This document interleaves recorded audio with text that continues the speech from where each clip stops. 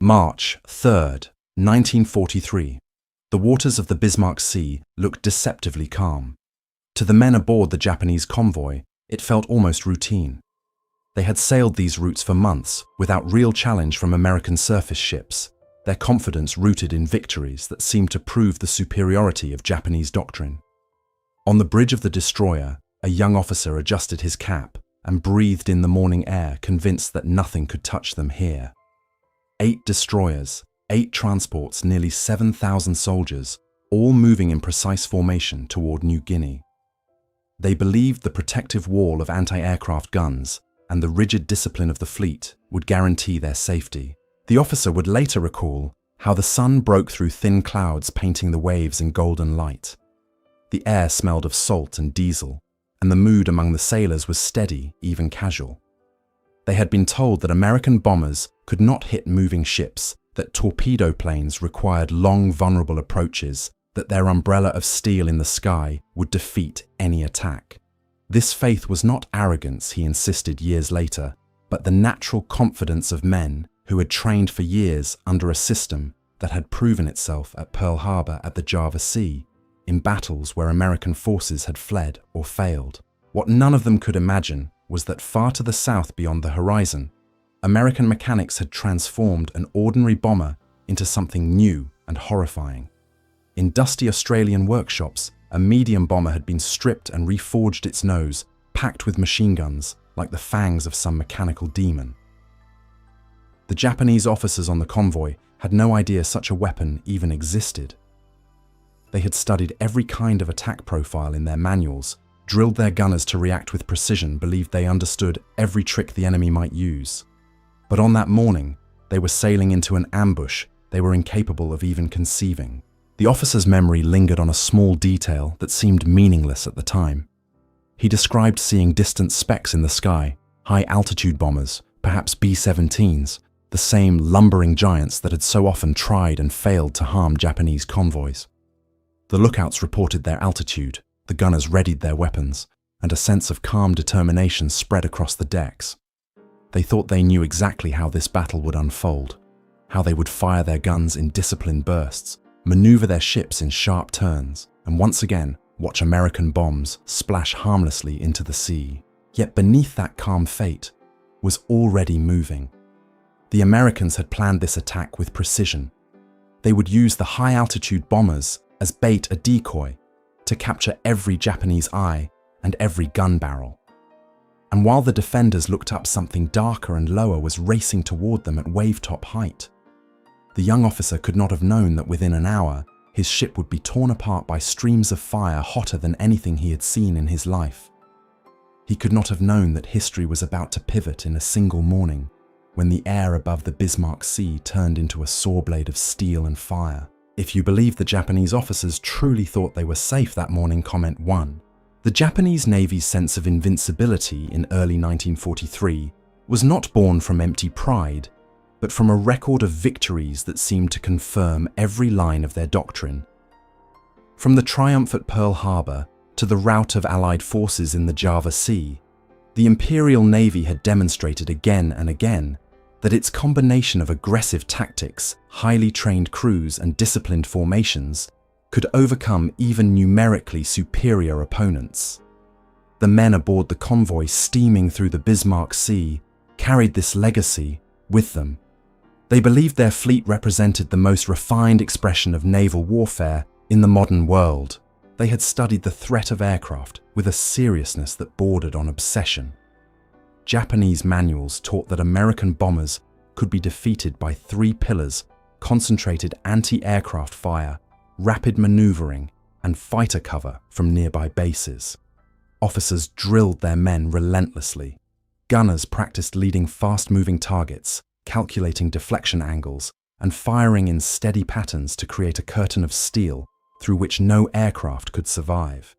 Destroyers trained to swerve in sharp turns, throwing off the aim of high-altitude bombers or torpedo planes. In theory, no American attack profile could succeed if the crews carried out their orders with discipline. The officer who survived the Bismarck Sea would later describe the confidence aboard his ship in the hours before the attack.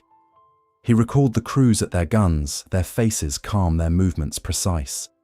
Every man trusted the system. They knew the Americans had tried before. B-17s had dropped bombs from 20,000 feet, but the ocean was vast and the ships had moved easily out of danger. Torpedo bombers had come in low, but their long straight runs made them perfect targets for 25mm cannons. Medium bombers had attempted attacks from 10,000 feet, but even those left ample time for ships to maneuver. The Japanese had written procedures for every scenario, and they had proven effective. The numbers seemed to guarantee safety. Each destroyer carried dual-purpose 5-inch guns capable of tearing apart any aircraft within range. Dozens of 25mm cannons lined their decks, each with trained crews ready to fire. Even the transports were armed with 13mm machine guns and light cannons. In total, more than 100 barrels pointed skyward, promising to shred any American formation daring enough to approach. Officers spoke confidently of their umbrella of steel, a phrase repeated so often it became almost a chant. Beneath that umbrella, the soldiers and supplies for New Guinea were supposed to be untouchable. But confidence can be a dangerous thing when it becomes rigid belief. Looking back, the survivor admitted that the Japanese view of air power was shaped by the past rather than the present. They thought of bombers as clumsy giants, easy to avoid or destroy if approached with discipline. They imagined torpedo planes as slow and vulnerable, reliant on courage more than technology. What they could not imagine was a bomber transformed into a flying battleship, bristling with forward-facing guns moving low across the waves in a way that their textbooks had never considered. He remembered conversations in the wardroom the night before the attack. Some officers joked about the Americans mocking their inability to hit anything, laughing at the idea that the enemy could seriously challenge the Imperial Navy in its own waters. The laughter carried with it a note of pride, but also blindness. None of them questioned whether their umbrella of steel had limits. None of them suspected that the Americans might be rewriting the rules while Japan clung to the old ones. It was this combination of training numbers and past experience that gave the convoy its aura of invulnerability on that March morning. The officers stood at their posts, believing they had already seen the worst the enemy could offer. They did not know that within hours their gunners would be silenced, their ships burning and their faith in doctrine shattered. They did not know that the umbrella they trusted so completely was about to collapse in a storm of lead and fire, unlike anything the Pacific had yet witnessed. If you think the Japanese faith in their umbrella of steel was misplaced, type OK. The first sign that something unusual was unfolding came not from the sea, but from the sky. Lookouts aboard the Japanese destroyers reported the familiar sight of American bombers approaching at medium altitude, perhaps 7,000 feet.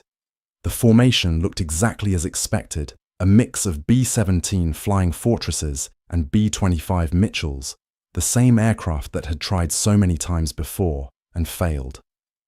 The alarm was sounded, crews rushed to their stations, and the sky quickly filled with the thunder of Japanese anti-aircraft fire. Tracers stitched the air in brilliant arcs, creating the illusion of a solid wall between the ships and the approaching Americans. Officers felt reassured. This was a battle they had fought before and won. But as every eye strained upward, as every barrel pumped rounds into the clouds above, something else slipped into view at the edge of the horizon.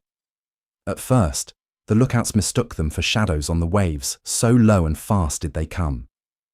Spray kicked up behind their propellers, mist trailing like white scars across the ocean's surface. They were B-25s, yes, but not like any the Japanese had ever seen.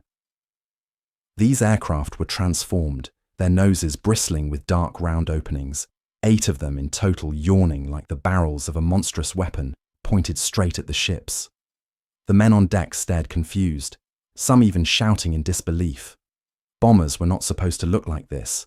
Bombers were not supposed to attack like this. A young ensign on the destroyer Shiryuki later confessed that he froze when he first saw them.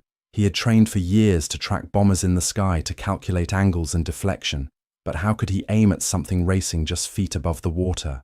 The manuals had no diagrams for this, no drills, no answers. He remembered the terrifying moment when the nose of the nearest B-25 began to flash each blink a tongue of fire spitting death. In that instant, the theory of naval defense collapsed. The sound was not like ordinary gunfire. Survivors compared it to a giant saw blade grinding through steel, a continuous roar of destruction that left no pause for breath. 8 Browning .50 caliber machine guns fired together, each hurling armor-piercing incendiary rounds at nearly 3,000 feet per second. In a single second, hundreds of rounds tore through the Shiryuki's superstructure, smashing gun shields, punching through steel bulkheads, and cutting down entire gun crews before they could return fire. Men were shredded at their stations, their bodies thrown against the deck, their weapons falling silent. The ensign described how the bridge windows shattered, exploding inward in a spray of glass that blinded and killed the officers standing nearby. It was as if the ship itself was being sawed apart before his eyes. And then came the bombs. Released at wave-top height, they skipped across the water like stones flung by a child, bouncing once, twice, before slamming into the destroyer's hull. The fuses had been set with a delay, allowing the bombs to penetrate below the waterline before detonating. When they exploded, the shock lifted the Shiryuki out of the water, tearing open her engine rooms, breaking her back in an instant. Fires roared upward, black smoke boiling into the sky. Within minutes, the destroyer was listing heavily, her fate sealed. For the Japanese sailors who survived those first moments, the psychological impact was even greater than the physical destruction. They had never seen anything like it. Bombers were supposed to be distant threats dropping explosives from unreachable heights. Now they were predators, rushing in at eye level, their guns raking the decks with merciless precision. The men described feeling as though the ocean itself had turned against them, the enemy rising from the waves in a form no one had imagined. As more B-25s bore down on the convoy, the realization spread like fire through the ranks. Their training had failed them. Their umbrella of steel was useless. Against this new weapon, their confidence shattered. Panic-spread orders were drowned out by the roar of engines and the shriek of tearing metal. It was the beginning of 15 minutes that would destroy not only their ships, but also their belief in the very foundations of Japanese naval doctrine. If you are shocked to imagine bombers flying low enough to saw a warship apart, type yes. The attack unfolded with a speed and ferocity that left no room for thought. One moment the convoy was intact, neat rows of transports shielded by destroyers, every gun pointed skyward in defiance. The next, the horizon erupted with fire as wave-top B-25s streaked into the formation. The first bursts ripped apart the destroyer Shiryuki, her bridge torn to ribbons, her anti-aircraft guns silenced as crews were cut down where they stood. Survivors described the sensation as if the ship itself screamed metal, shrieking under the impact of hundreds of rounds per second. Within minutes, she was fatally wounded, listing hard smoke pouring from her decks and sailors leaping into the water to escape the inferno. But the Americans were not finished. Aircraft after aircraft lined up their runs, each pilot unleashing the full fury of 8 synchronized machine guns before skipping bombs into hulls. The transport Kaikusi Maru was struck bow to stern, her bridge obliterated, her steering dead, as the helmsman and officers lay slain at their posts. Witnesses said she drifted helplessly, her decks aflame, before 2 bombs crashed into her side, detonating deep within and tearing open compartments packed with soldiers. Hundreds drowned in the dark holds as water flooded in faster than anyone could climb free. Another transport, Nojima, took 3 consecutive hits in less than 5 minutes. Each bomb bounced off the sea like a stone and slammed into her flank with surgical precision. The resulting explosions cracked her open like a canned seawater rushing into cargo holds crammed with troops in full gear. Men clawed at ladders, screamed in the darkness, their cries muffled by rising water and exploding ammunition. Survivors later admitted they could hear those screams long after the battle ended, echoing in their minds. For those on deck, there was no escape from the hail of fire. Beaufighters of the Royal Australian Air Force joined the onslaught, their cannons spitting 20mm rounds that shattered lifeboats and tore into superstructures already weakened by machine gun bursts. Flight Sergeant Fred Cassidy described watching an entire bridge disintegrate beneath his fire officers thrown into the air like broken dolls. He remembered the smell of burning flesh mingled with cordite, the sight of men diving into the sea only to be cut apart as American gunners strafed lifeboats to prevent rescue. The destroyer Arashio attempted to shield the transports, bravely steering into the path of the attackers. But 3 B-25s concentrated on her alone, 24 heavy guns pouring more than 2,000 rounds per minute into her decks.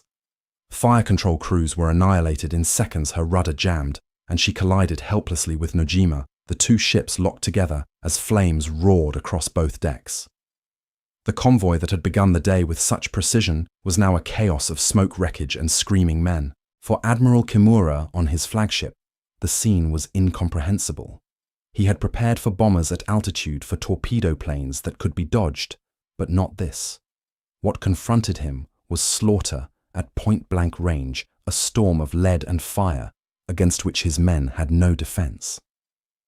He ordered evasive maneuvers, but it was too late. The B-25s were everywhere, racing low and fast, their noses blazing with muzzle flashes, their bombs striking with terrifying accuracy.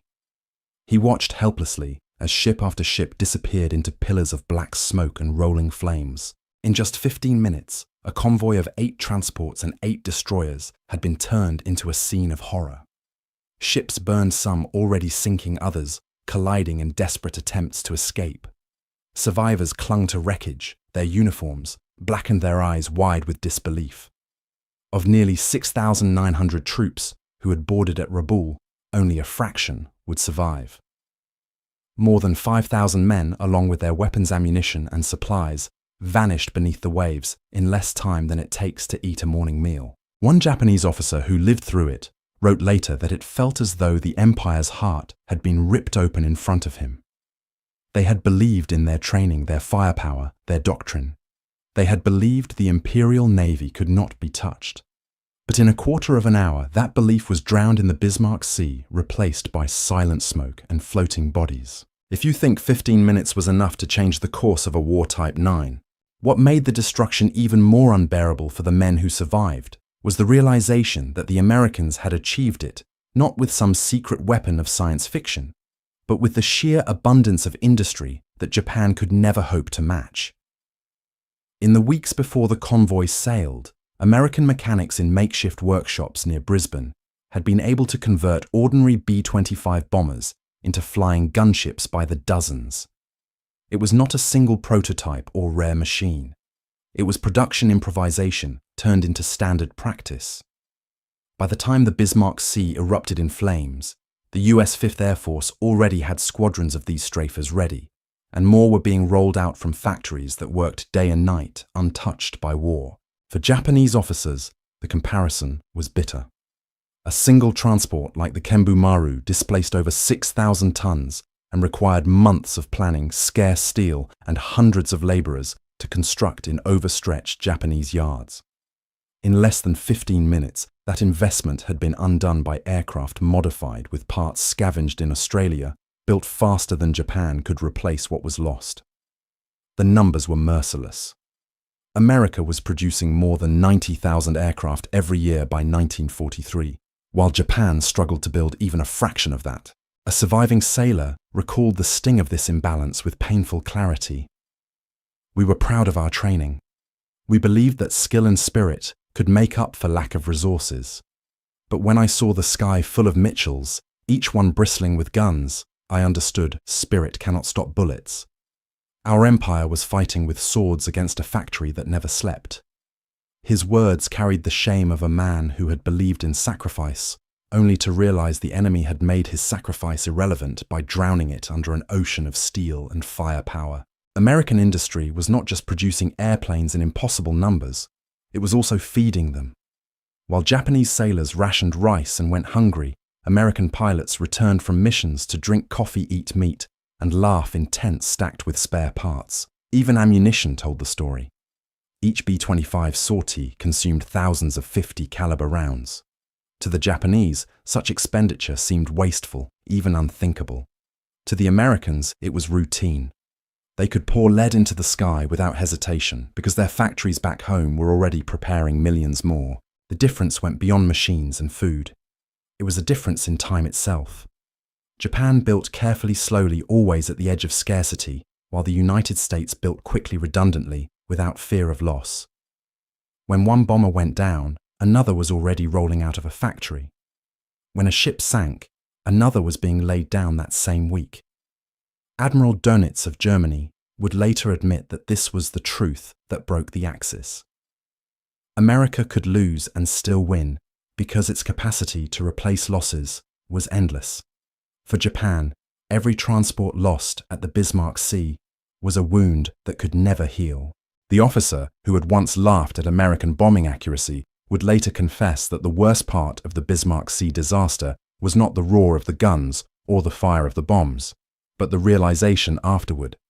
I understood then that our empire was doomed. We could train our men, sharpen their skills, and tighten our discipline, but we could never manufacture victory. The Americans had too much of everything.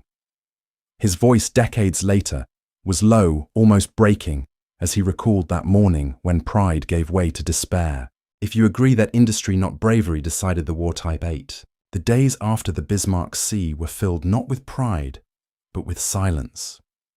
Survivors rescued by damaged destroyers sat on deck in stunned disbelief, their uniforms torn, their skin blackened by smoke and salt. They did not speak of honor or victory. They spoke of the sound of steel being torn apart, of comrades vanishing in the flames, of the realization that everything they had believed about the strength of the Imperial Navy had been an illusion. For many, the memory of that morning became a wound deeper than any physical injury. One officer, who had trained his gunners for years, admitted in his private notes that all his lessons had been useless. He had drilled men to calculate angles, to concentrate fire, to remain steady under pressure. Yet when the B-25s came in low, spewing fire like a giant cutting torch, his gun crews were slaughtered before they could even aim. We had prepared for bombs from above, torpedoes from the side, he wrote, but not for demons that tore into us face to face. His words carried the bitterness of a man betrayed by his own doctrine. Among the sailors who survived, fear became a permanent companion. Some described nightmares in which the 8 dark holes of the Mitchell's nose appeared again and again, glowing with muzzle flashes. They called them the 8 eyes of death. Even months later, when the sound of engines reached their ears, many froze, convinced that another strafing run was seconds away. It was not just physical destruction, it was psychological collapse.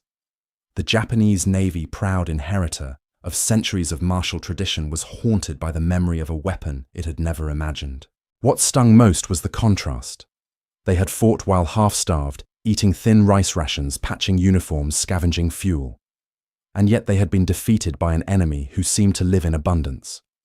The Americans had enough spare power to convert bombers into gunships, enough fuel to fly endless missions, enough food to serve ice cream to their prisoners of war. Survivors who were eventually captured would later tell interrogators of their disbelief when they saw Allied camps stocked with food and comforts their own soldiers had never known.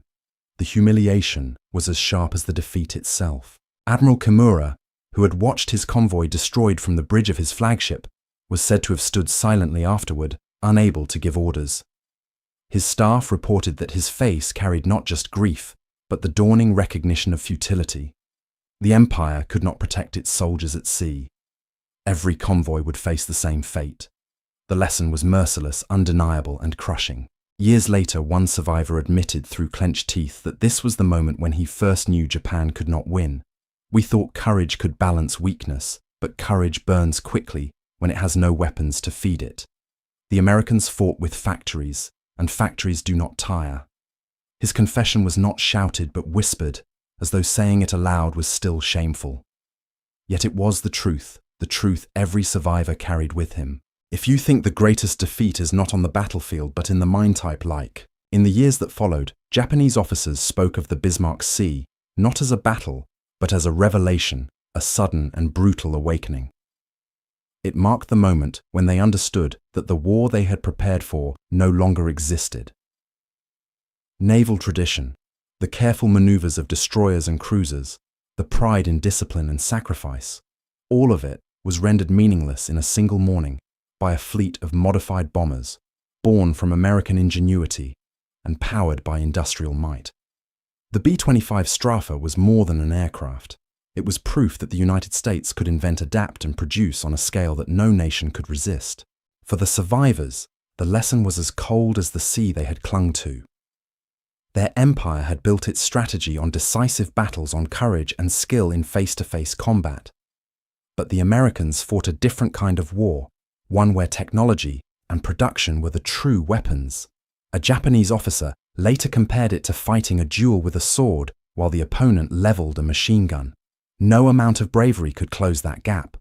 The reality was merciless. Japan had awakened a giant whose resources could not be exhausted, and whose creativity turned every problem into a weapon.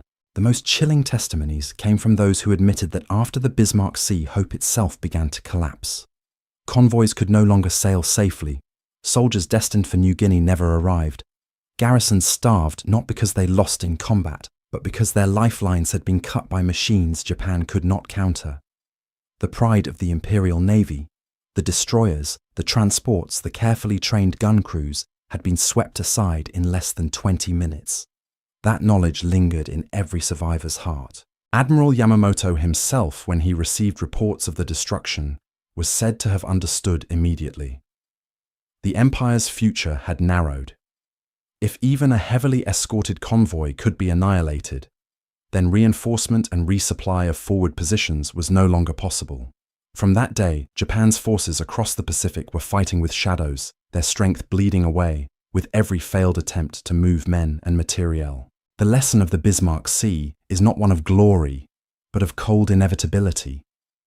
It demonstrates that wars are not won by courage alone, nor by brilliant tactics remembered from earlier victories. They are decided by the relentless weight of production, by the ability to adapt faster than the enemy, by the ruthless logic of numbers. The Japanese officers who lived through that morning never forgot the sound of 8 guns cutting through steel, nor the realization that their empire had no answer. Decades later, when one survivor was asked what the true legacy of the battle was, he did not speak of ships or strategy. He said only this: "We believed in spirit. They believed in factories. Factories won." His words hung in the air like a final verdict, as undeniable as the wrecks that still rest beneath the waves of the Bismarck Sea. If you believe that history is shaped less by bravery than by the power of industry, type yes. On the morning of March 3, 1943, the sea between Rabaul and Leh looked calm, almost deceptively calm. The Imperial Japanese Navy convoy steamed confidently through the swell's 8 transports, carrying nearly 7,000 troops, shielded by 8 destroyers, bristling with guns. To the men aboard, it was just another run, another resupply, the kind they had done dozens of times. Convoys had always gotten through. Allied bombers had tried to stop them before, but those attacks had come from high in the clouds from 20,000 feet up, where bombs tumbled aimlessly into the sea, and Japanese helmsmen simply turned their wheels and sailed on. The Japanese knew those American raids. They had learned to laugh at them. What they did not know, what they could not imagine, was that the war had just changed. Far out on the horizon, flying impossibly low just above the foam of the Pacific waves, 13 American B-25 bombers appeared.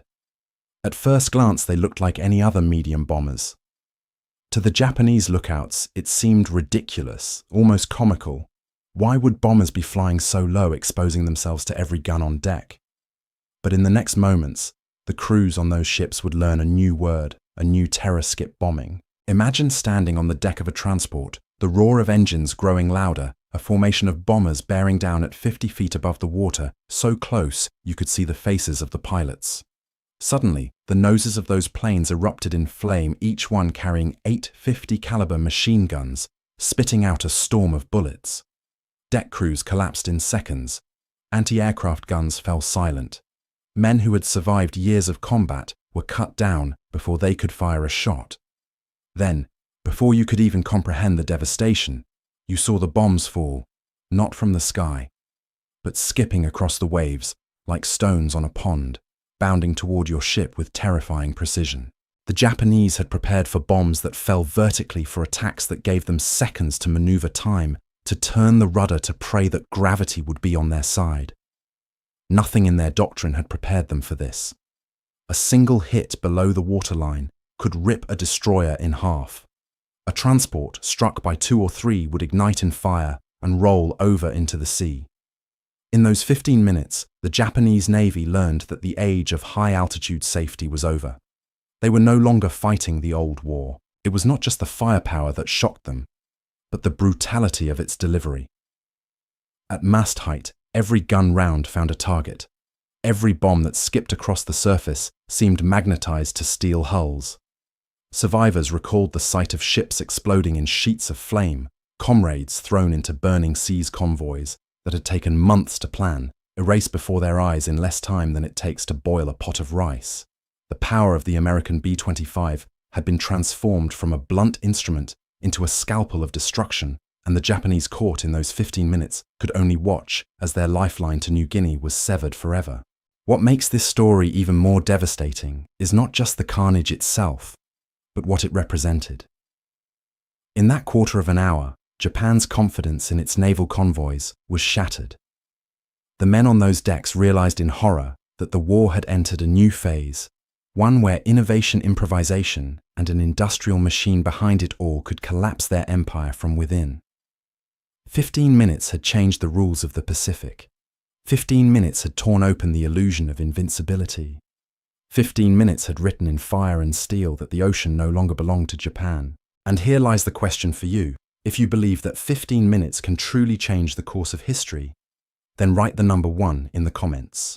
By late 1942, the Japanese Empire stretched like an iron fist across the Pacific. From the Philippines to New Guinea, from the Solomons to Burma, their flag flew over thousands of miles of ocean.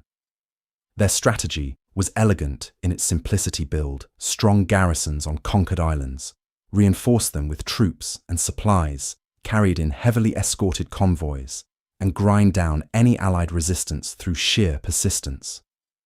In Tokyo, the admirals believed the sea was their shield and convoys their lifeblood.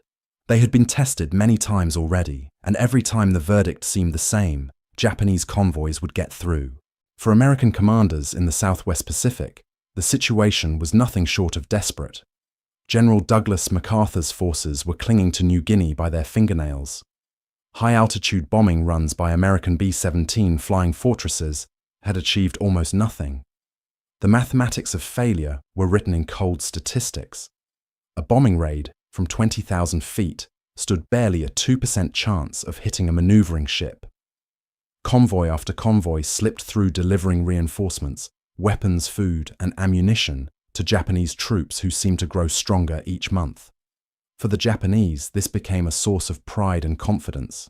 Their soldiers joked that American bombs belonged to the fish.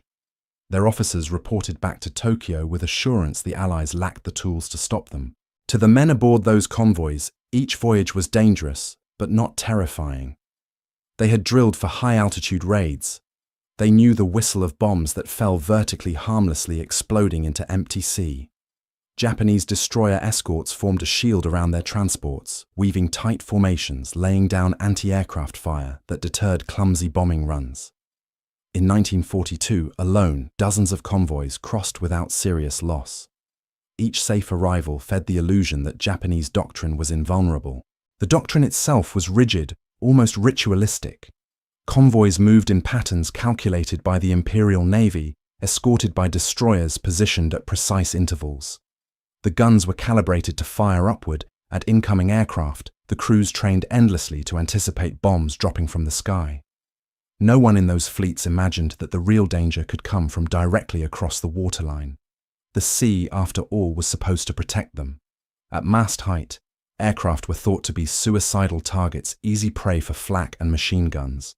The Japanese believed that no American pilot would dare fly into that gauntlet. What they underestimated was desperation. For America, conventional tactics had failed so completely that clinging to them meant certain defeat. For Japan, success had bred complacency, a faith in numbers that blinded them to innovation. Their admirals measured strength in ships' tonnage and guns. They could not measure creativity. The convoy that sailed in late February of 1943 carried not only men and supplies, but also the weight of that overconfidence. 8 transports, packed with troops bound for New Guinea, guarded by 8 destroyers, their decks manned by crews who believed they had seen every trick the Americans could offer. They smoked cigarettes on deck, they wrote letters to families they believed they would arrive as all convoys before had arrived. They did not know that in workshops across northern Australia, American mechanics were tearing apart bombers, wiring new guns into their noses, and preparing to unleash a storm that no Japanese convoy had ever faced. The irony was cruel. The very predictability of Japanese movements, the very confidence in their convoys, was the reason they were about to be destroyed. American reconnaissance tracked their routes with ease. Radio intercepts revealed departure times and destinations. Allied intelligence knew almost to the hour when and where those convoys would appear. The only missing piece was the weapon to strike them effectively. That missing piece had just been invented. In Tokyo, the Imperial General Staff still believed the Pacific belonged to them. The victories of 1941 and 1942 had been so complete that defeat seemed unimaginable. They spoke in grand terms of a greater East Asia co-prosperity sphere of an empire that would last for 1,000 years. They saw American bombers fail again and again, and they assumed those failures would continue. They assumed wrong. On the eve of March 3rd, the Japanese convoy cut through the night black silhouettes against the moonlit sea. Their escorts scanned the sky for high-altitude bombers, their gunners ready to aim upward, never downward. They had no idea that the real threat was coming not from the heavens, but from the horizon itself.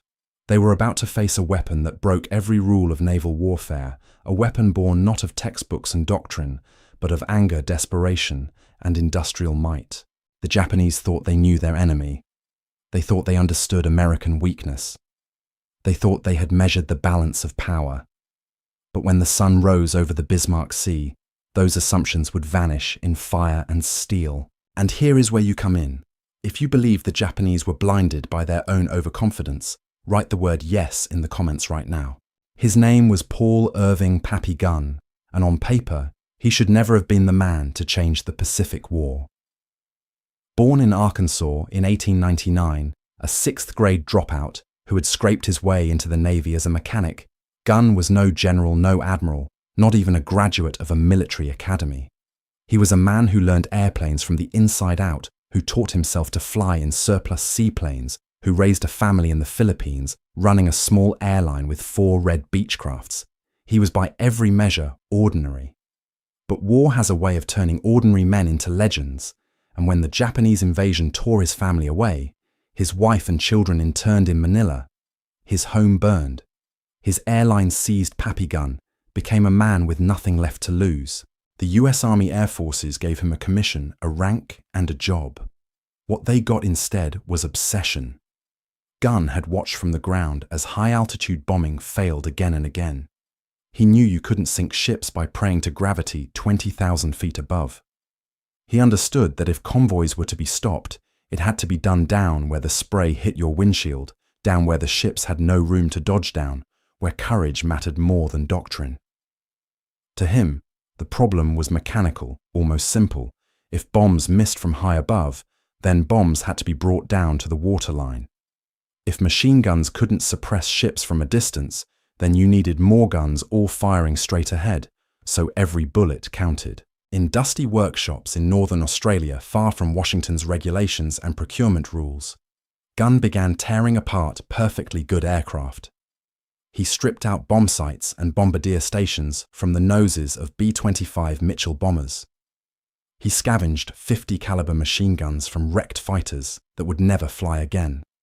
He and his mechanics welded, bolted, and jury-rigged those guns into the noses of bombers, not 4, not 6, but eventually as many as 8 forward-firing heavy machine guns.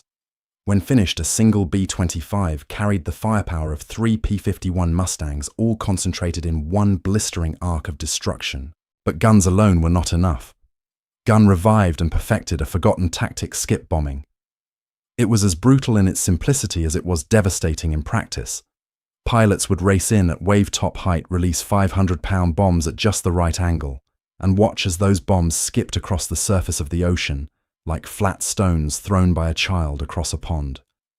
Only these stones exploded with enough force to rip open steel hulls, tearing ships apart, at or below the waterline where they were weakest. To skeptics, it sounded insane. Flying at 50 feet over open water meant entering the teeth of every anti-aircraft gun, every machine gun on deck.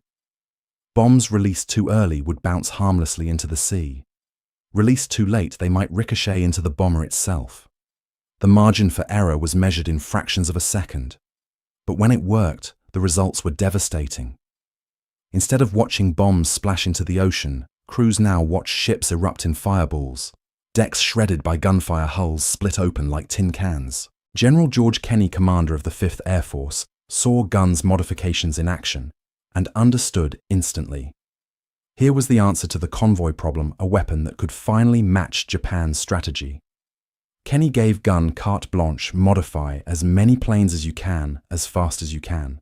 Soon, entire squadrons of B-25s were converted into flying gunships, bristling with 8 forward-firing machine guns and armed with bombs designed not to fall from the sky, but to skim the sea straight into the enemy's ribs. The Japanese had no doctrine for this.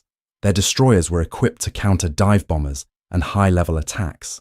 Their anti-aircraft training taught them to aim skyward, not directly into the horizon. Their captains were drilled in evasive turns against falling bombs, not in watching helplessly as projectiles skimmed like torpedoes toward their hulls. Gun's invention rewrote the laws of air-sea warfare overnight. It wasn't just engineering. It was psychology. For American crews who had endured mission after mission of useless bombing runs, skip bombing gave them power. They could see the whites of their enemies' eyes. They could watch their bullets tear across a deck. They could feel in their bones that what they were doing mattered. For Japanese sailors, the effect was the opposite. War had always been dangerous, but now it was intimate, terrifyingly personal. A bomber was no longer a distant shape in the clouds. It was a predator screaming toward you at mast height, its nose spitting fire, its bombs skipping straight into your hull. The statistics confirmed what men on both sides already felt in their guts. Where high-altitude bombing had delivered hits in perhaps 1 or 2 cases out of 100, skip bombing hit in 7 out of 10. Where convoys once arrived intact, now they were graveyards. The mathematics of survival had flipped. Suddenly, being on a transport ship in a Japanese convoy felt less like a duty and more like a death sentence. And behind it all stood Pappy Gunn, the mechanic from Arkansas, the man who had lost everything and turned grief into invention.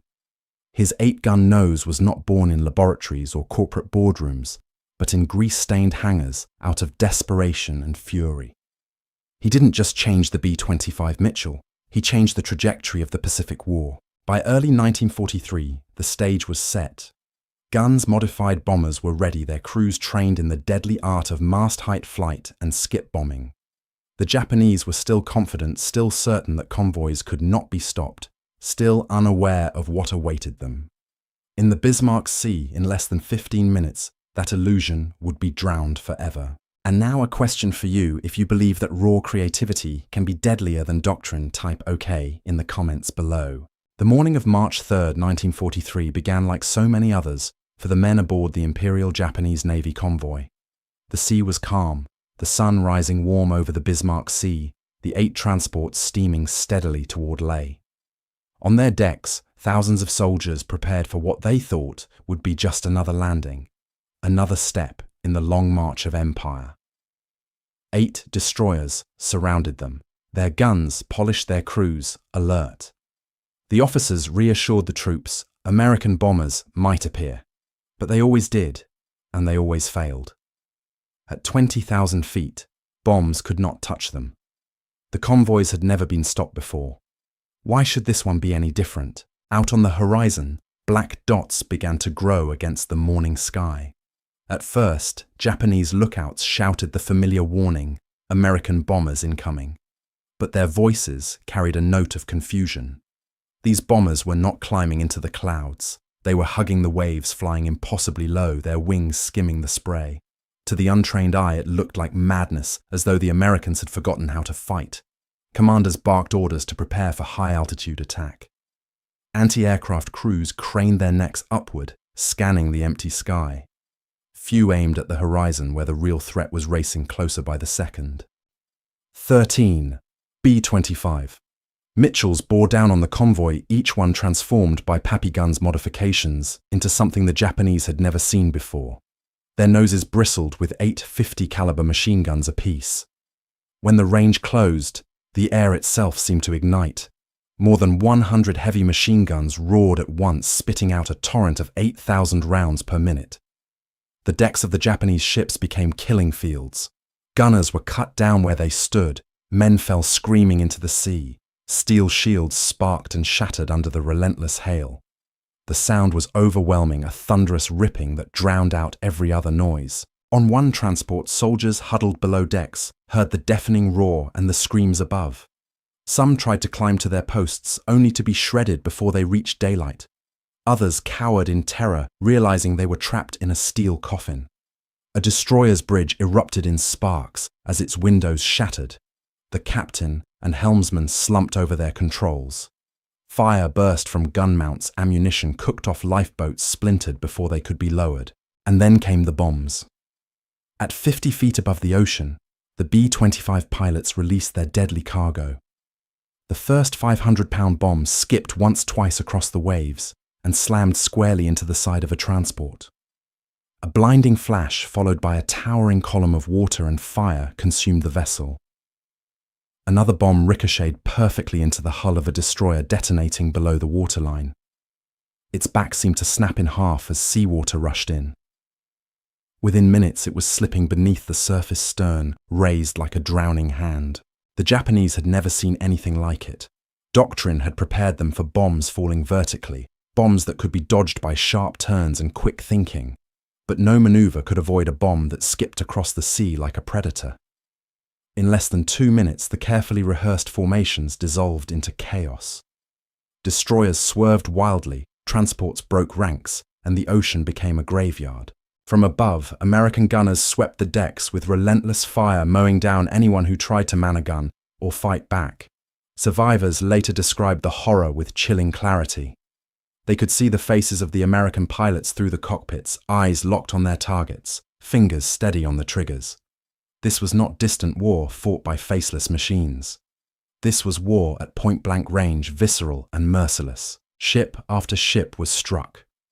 One transport burst into flames so intense that soldiers leapt overboard, only to land in burning seas coated with oil. Another was split clean in two, the bow sinking while the stern floated briefly like a tombstone before vanishing beneath the waves. Within minutes, the convoy was reduced to wreckage. The statistics were staggering. 8 transports and 4 destroyers destroyed or sinking. 75% of the convoy erased in a quarter of an hour. Out of nearly 7,000 troops, fewer than 1,200 would ever reach their destination. The rest perished in explosions, burned alive in the inferno, or drowned in the cold embrace of the Pacific. Bodies bobbed among the wreckage lifeboats, overturned cries for help fading into silence.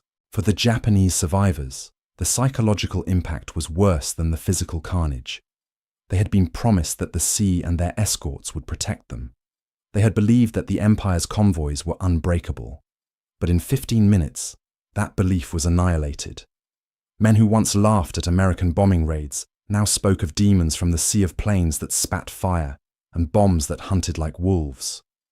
Convoys that had always been lifelines now seemed like floating coffins. From the American side, the victory was total. The B-25s swooped low, completed their runs, and banked away, leaving behind a trail of fire, steel, and death. Pilots glanced back at the devastation in disbelief. They had not just harassed a convoy. They had obliterated it. What years of high-altitude bombing had failed to do, they had accomplished in minutes. Historians would later call it one of the most decisive 15 minutes of the Pacific War. In that brief window, Japan's strategy of reinforcement by sea collapsed. Never again would the Imperial Navy attempt to move such a large convoy through contested waters. The Battle of the Bismarck Sea was not just a defeat, it was a revelation. The Japanese now knew that the Americans had found their ship killer, and it was something they could not counter. But for those who lived it, there was no need for statistics or analysis. There was only the memory of chaos, the thunder of guns, the sight of bombs skipping across the sea and tearing ships apart as if they were made of paper.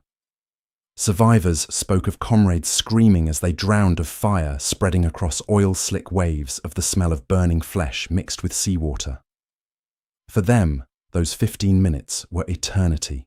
If you believe that 15 minutes of innovation can undo years of overconfidence, then type the number 15 in the comments below. When the smoke cleared over the Bismarck Sea, the ocean itself seemed to groan under the weight of death. Flames licked across the surface where oil slicks had caught fire. Blackened hulks drifted aimlessly, some still burning, others already sliding beneath the waves. The convoy that had begun the morning as a symbol of Japanese power was now nothing more than twisted steel and drifting corpses. For the Imperial Japanese Navy, the price was beyond calculation. Out of nearly 7,000 soldiers bound for Leh, barely 1,200 survived to reach shore. More than 5,000 men perished in less than an hour, a loss so sudden and so concentrated that officers later admitted they had no words to describe it. Destroyers that had once been the pride of the fleet, lay broken transports that had carried the Empire's lifeblood, were now tombs. For the men who escaped the trauma, etched itself into their memories forever. Survivors wrote in diaries of comrades screaming in the water as sharks circled, of men clutching at debris, only to slip beneath the waves of ships exploding so violently that entire companies vanished in an instant. One soldier, who swam for hours before reaching a fragment of wreckage, later recalled that the sea felt alive with death. Oil-coated his skin, fire burned on the horizon, and everywhere around him floated the bodies of friends. He drifted through what he called a cemetery, without graves, where the dead had no markers but the endless Pacific. His words captured the essence of the disaster. We were not soldiers anymore. We were only ghosts waiting for the sea to claim us. The psychological shock spread faster than any rumor. For decades, Japanese sailors had trusted the convoy system. They had believed their destroyers and escorts could shield them, that American bombers could be endured. That belief disintegrated in 15 minutes. From that day forward, no Japanese convoy commander could look at the horizon without imagining bombs skipping across the water toward his ship. Confidence was replaced by dread, and dread corrodes discipline. The convoy, once a symbol of safety, had become a floating coffin. The tactical cost was devastating. Without convoys, Japanese positions in New Guinea and beyond could not be reinforced. Thousands of soldiers who might have held the line were lost before they even touched land. Supplies of food, ammunition, and medicine that might have prolonged the fight were gone forever. Strategically, the defeat meant Japan's perimeter was shrinking, its empire contracting. The Battle of the Bismarck Sea marked not just the loss of ships and men, but the collapse of a doctrine. American commanders immediately understood what had been achieved. General George Kenney called it a turning point, proof that innovation and precision could break Japan's backbone where brute force had failed. But even he did not fully grasp the psychological wound inflicted on the enemy. In Tokyo, the news was received with disbelief. How could a single convoy be annihilated so completely so quickly? Some officers suspected exaggeration. Others demanded explanations. But the facts could not be denied. Japan had lost the lifeline to New Guinea, and with it, the hope of holding back the Allied advance. For the men who survived, the price was not just numbers. It was the haunting knowledge that they had been betrayed by overconfidence, by doctrine that no longer worked. Many refused to speak of what they had seen. Others confessed their nightmares years later, describing visions of bombs leaping across the sea, of machine guns chewing through their comrades, of ships breaking apart as if made of paper. The horror was not just in what they had lost, but in how suddenly it had happened. 15 minutes had undone years of training and belief. The human cost reached far beyond the battlefield. Families in Japan received notices of sons, brothers, and husbands lost at sea. Communities that had sent their young men to fight learned instead that they had been swallowed by fire and salt water before they even reached the front. The Empire's propaganda machine tried to soften the blow, but word leaked out through letters and whispers. Trust in the invincibility of the Japanese Navy began to crack. The myth of unstoppable convoys like the ships themselves had sunk beneath the waves. In contrast, the Americans paid almost nothing. A handful of aircraft damaged, a few men wounded, but no losses remotely comparable to the devastation they had inflicted. The imbalance was shocking: more than 5,000 Japanese dead for the cost of a few bombers patched and flying again within days. It was not just defeat, it was humiliation. And humiliation burns deeper than wounds. The price Japan paid at the Bismarck Sea was not just measured in ships or men. It was measured in morale, in faith, in the crumbling certainty of an empire. Once the Japanese Navy had ruled the Pacific with confidence. After March 3, 1943, that confidence was gone. Every voyage became a gamble, every horizon a threat, every convoy a risk too great to bear. The soldiers who drowned in the Bismarck Sea were more than casualties. They were the embodiment of Japan's failure to adapt, the victims of an empire that clung to old doctrines while its enemies embraced innovation. Their deaths marked the moment when Japan ceased to be the hunter and became the hunted. And that is why historians still point to those 15 minutes as the day the tide of the Pacific War truly began to turn. Because the price Japan paid was not just in lives lost, but in the shattering of belief itself.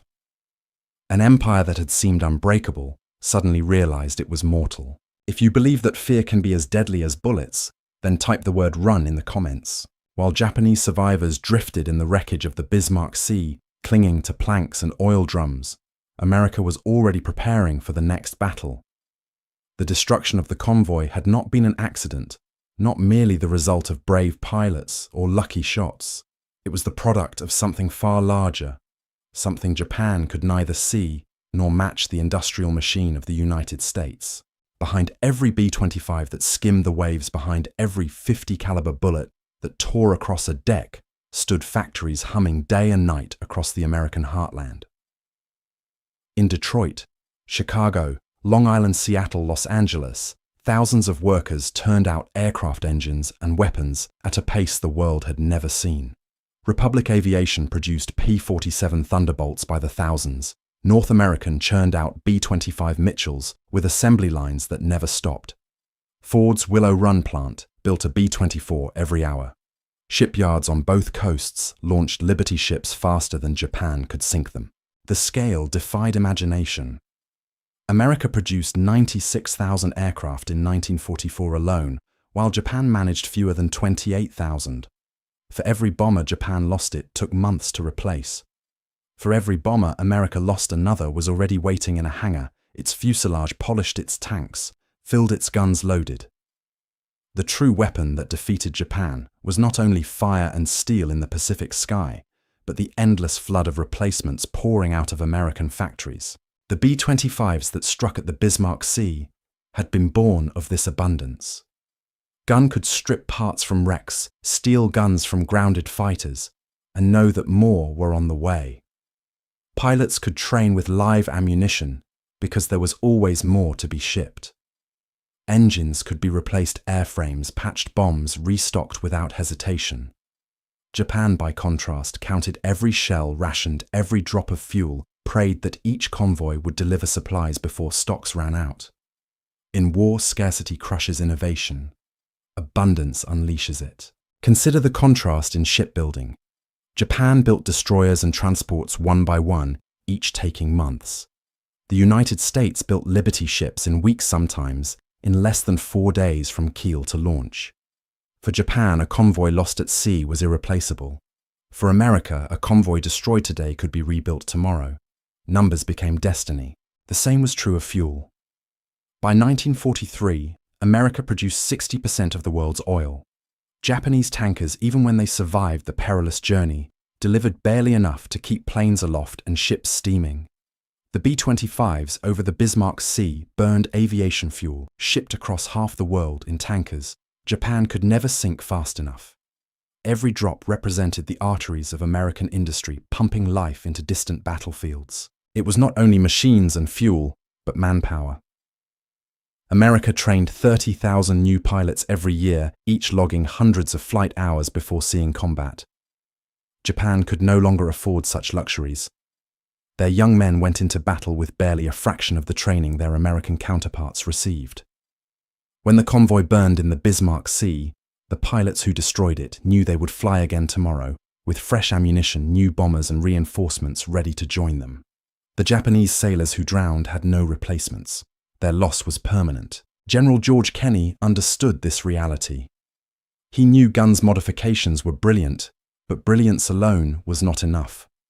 Without the factories in Michigan, without the oil fields of Texas, without the assembly lines that stretched across the continent, those modifications would have been curiosities, not turning points.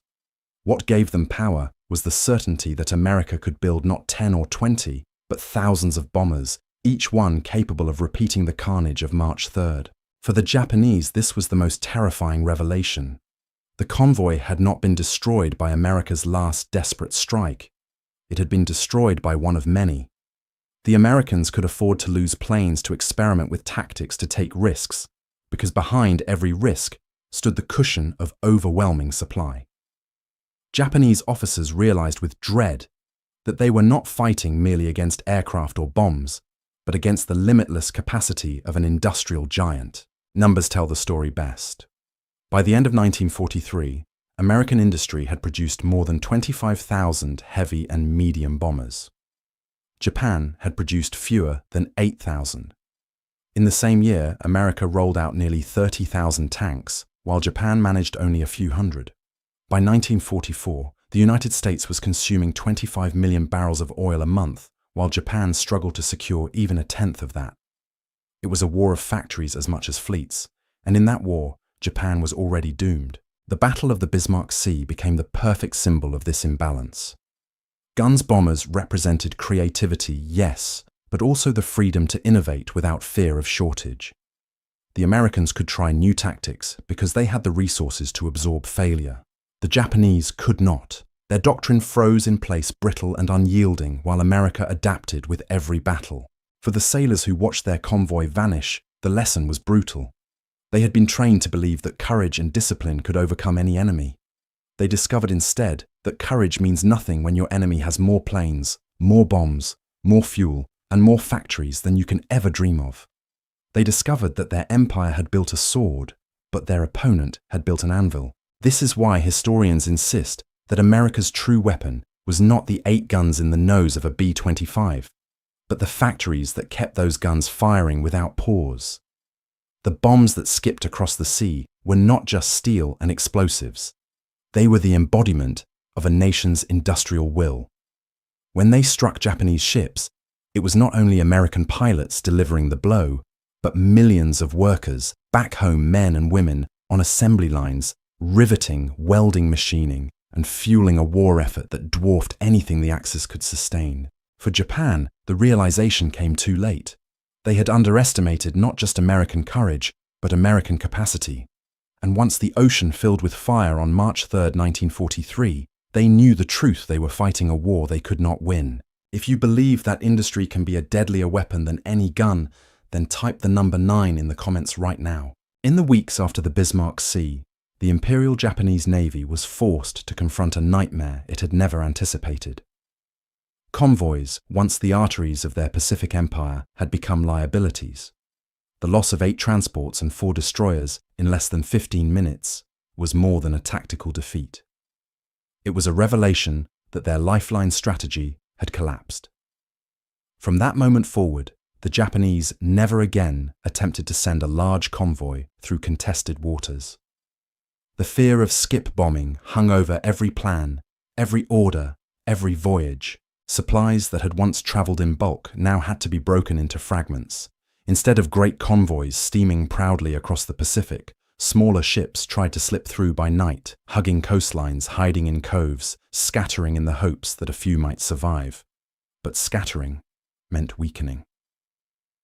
A handful of barges could never deliver the weight of supplies needed to hold New Guinea, the Solomons, or the outposts that stretched Japan's empire thin. Soldiers on the front lines began to starve. Ammunition ran short, medical supplies vanished. The tide of war was turning not in grand fleet battles, but in the slow suffocation of an empire cut off from its own lifeblood. Skip bombing itself became the symbol of this shift. What had begun as a desperate improvisation by a mechanic from Arkansas became standard practice across the Pacific. The B-25 Mitchell, once a medium bomber designed for altitude, now carried the reputation of a ship killer. Squadrons trained relentlessly, learning the nerve-shattering art of flying at mast height, threading between walls of anti-aircraft fire, releasing bombs at just the right angle to skip into the sides of ships.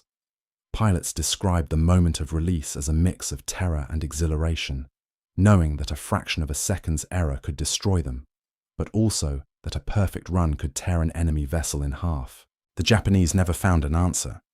Their ships had been designed to resist shells from other warships, not bombs skimming across the surface of the sea. Their anti-aircraft guns were aimed skyward, not into the horizon. Their doctrine, rigid and unyielding, had no place for a weapon that broke all the rules. And so every time the Americans appeared low on the horizon, Japanese sailors felt the same dread, the feeling that they were helpless before an innovation they could neither predict nor counter. But the legacy of the Bismarck Sea was not only in tactics. It was in what the battle revealed about the nature of modern war. America's victory had not come from perfection of doctrine, but from the courage to abandon it. It had come from creativity born of desperation, from the willingness to ignore every regulation and make something new. Papillon's 8-gun nose was not elegant engineering. It was a patchwork of scavenged weapons bolted into place by grease-stained hands. Yet it worked, and because America's factories could supply endless guns, endless bombs, endless planes, that patchwork invention became an unstoppable strategy. For Japan, the psychological wound never healed. Veterans spoke of convoys as floating coffins of soldiers boarding ships with the unspoken fear that they would never reach land. Officers who once boasted of the empire's reach now calculated every voyage with dread. The confidence that had carried Japan through its early victories was gone, replaced by the knowledge that innovation and industry had tilted the scales forever. Historians mark the Battle of the Bismarck Sea as the moment Japan's expansion truly ended. Not because it was the largest battle or the bloodiest, but because it shattered the very foundation of Japan's Pacific strategy.